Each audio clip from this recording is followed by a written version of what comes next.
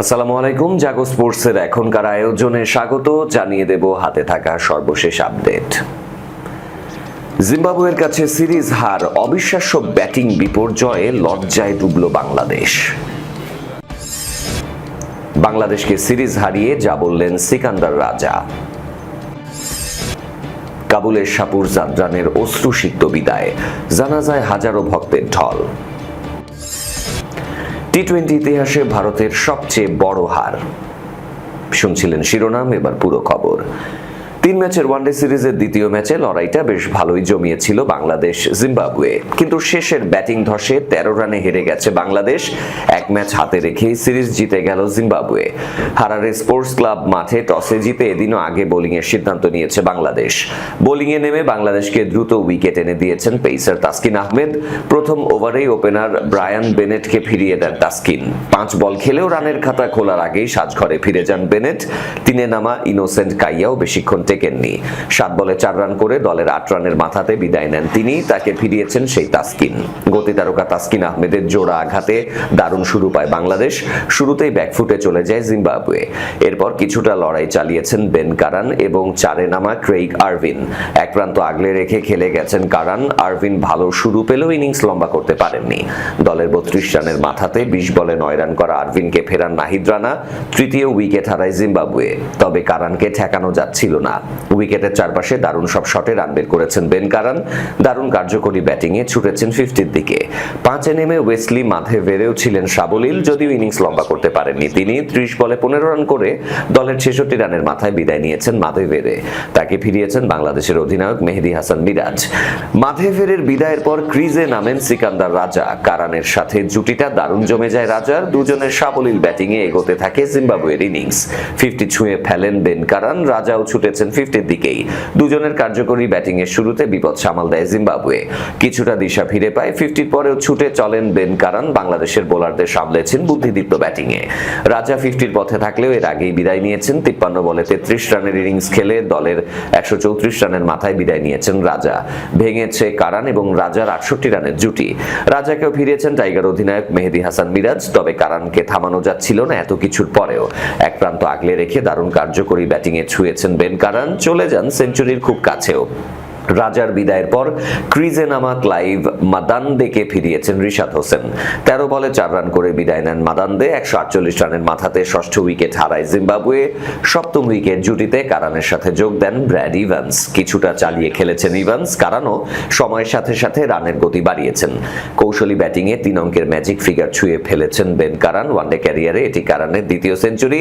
শেষ দিকে কারান এবং ইভান্সের ব্যাটে চড়ে ছুটেছে জিম্বাবুয়ের ইনিংস, পার করেছে 200 রানও। টাইগার বোলাররা কিছুটা বিবর্ণ ছিলেন, সেই ফায়দা লুটে রান বের করেছে জিম্বাবুয়ে। শেষ দিকে রানের গতি বাড়িয়েছেন ইভান্স। ধুমধাড়াক্কা ব্যাটিংয়ে রান বের করেছেন তিনি। শেষ ওভারে ছুঁয়ে ফেলেছেন 50ও। তাসকিনের করা শেষ ওভার থেকে 22 রান নিয়েছেন ইভান্স। নির্ধারিত 20 ওভারের খেলা শেষে 6 উইকেট হারিয়ে 247 রানের পুঁজি দাঁড় করায় জিম্বাবুয়ে। 38 বলে 58 রান করে ইভান্স টিকে ছিলেন। 135 বলে 111 রান করে অপরাজিত ছিলেন বেন কারান। বাংলাদেশের হয়ে 2টি করে উইকেট শিকার করেছেন তাসকিন আহমেদ এবং মেহেদী হাসান মিরাজ। 1টি করে উইকেট নিয়েছেন নাহিদ রানা এবং রিশাদ হোসেন। জবাব দিতে নেমে শুরুটা অত ভালোভাবে করতে পারেনি বাংলাদেশ ক্রিকেট দল। 2 ওপেনার সৌম্য সরকার এবং তানজিদ হাসান তামিমের ওপেনিং জুটিতে রান এসেছে কেবল 13।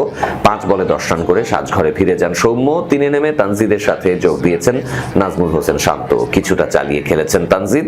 শান্ত এগিয়েছেন দেখে শুনে। কার্যকরী ব্যাটিংয়ে পরিস্থিতি সামাল দেওয়ার চেষ্টা চালিয়েছেন দুজন। এক প্রান্ত আগলে রেখে খেলে গিয়েছেন তানজিদ। শান্ত শুরুটা ভালোই করেছিলেন। টি-20 বিশ্বকাপ থেকে ভালো ছন্দে আছে জিম্বাবুয়ে দল। বাংলাদেশকে একমাত্র টেস্টে ইনিংস ব্যবধানে হারানোর পর ওয়ানডে সিরিজেও ধরাশায়ী করল টাইগারদের। এক ম্যাচ হাতে রেখে সিরিজ জয় নিশ্চিত করার পর জিম্বাবুয়ের ক্রিকেটার সিকান্দার রাজাও জানিয়েছেন টি-20 বিশ্বকাপ থেকে তাদের এই সাফল্য যাত্রা চলমান। রাজা বলেছেন, আমাদের এই যাত্রাটা শুরু হয়েছে টি-20 বিশ্বকাপে। এরপর আমরা মোমেন্টাম ধরে রাখার চেষ্টা করেছি। ছেলেদের এখন বিশ্বাস আছে এমন ম্যাচ জেতা সম্ভব। 1 বছর আগে হয়তো এসব ম্যাচ আমরা হেরে যেতাম, তবে এখন সবাই মিলে ভালো খেলছে। রাজা আরো বলেছেন 25 থেকে 30 ওভার পর্যন্ত উইকেট কঠিন ছিল, এরপর ব্যাটিং সহজ হয়। আমরাও চেষ্টা করেছি পার্টনারশিপ গড়ার। আমি আরো ভালো করার সুযোগ ছিল, পারিনি। আশা করি পরের বার পারবো। জয়ের নায়ক কারানকে কৃতিত্ব দিয়ে রাজা বলেছেন, কারানকে কৃতিত্ব দিতেই হবে। প্রথম ম্যাচে আউট হয়ে অনেক হতাশ ছিল, এবার দারুণ খেলেছে। আজ নিজের ক্যারেক্টার দেখিয়েছে। আশা করি আমাদের জন্য এভাবেই সে খেলে যাবে। ছেলেদের নিয়ে আমি খুবই খুশি। যখন মনে হচ্ছিল ম্যাচটা ফসকে যাবে, দর্শকরা দারুণ সমর্থন দিয়েছেন।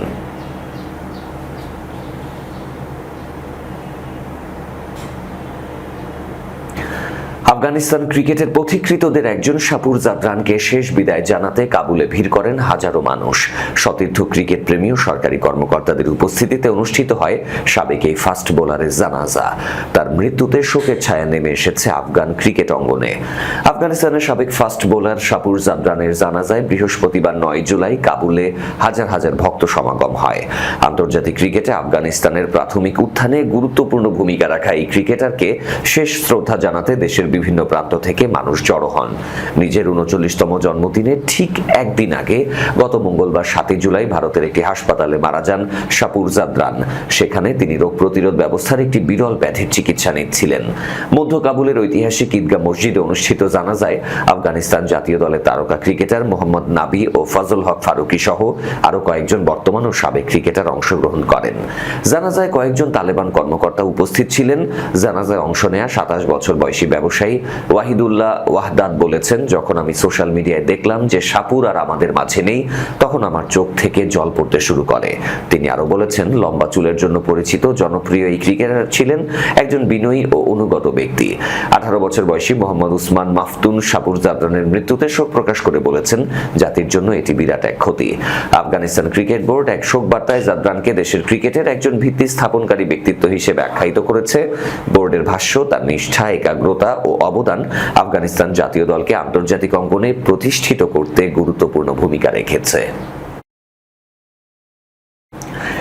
টি-20 ক্রিকেটের ইতিহাসে নিজেদের সবচেয়ে বড় হারে স্বাদ পেল ভারত। ট্রেন্ট ব্রিজে ইংল্যান্ডের দুই পেসার জফরা আর্চার ও জশ টং এর গতির ঝড়ে মাত্র 76 রানে গুটিয়ে গেছে টি-20 বিশ্ব চ্যাম্পিয়নরা। 5 ম্যাচ সিরিজের তৃতীয় টি-20তে টসে হেরে প্রথমে ব্যাট করে ইংল্যান্ড নির্ধারিত 20 ওভারে 7 উইকেটে 201 রানের পাহাড় সম পুঁজি করে। ফিল সল্ট 36 বলে 70 রানের এক বিধ্বংসী ইনিংস খেলেন। এছাড়া জস বাটলার 21 বলে 36, স্যাম কারান শেষ দিকে 24 বলে অপরাজিত 41 রান করে দলকে 200 রানের পুঁজিতে দাঁড় করান। 202 রানের বড় লক্ষ্য তারা করতে নেমে শুরু থেকে ইংলিশ পেসারদের তোপের মুখে পড়ে ভারত। মাত্র 11.5 ওভারে 76 রানে অল আউট হয়ে যায় সফরকারীরা। এর আগে 2019 সালে নিউজিল্যান্ডের বিপক্ষে 80 রানে হার ছিল ভারতের। টি-20 ইতিহাসে সবচেয়ে বড় পরাজয়।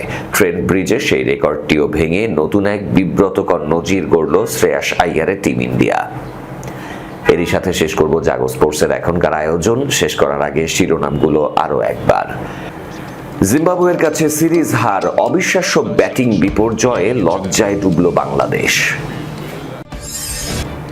বাংলাদেশকে সিরিজ হারিয়ে যা বললেন সিকান্দার রাজা। কাবুলের শাপুর জাদরানের অশ্রুসিক্ত বিদায়, জানাজায় হাজারো ভক্তের ঢল। টি-20 ইতিহাসে ভারতের সবচেয়ে বড় হার।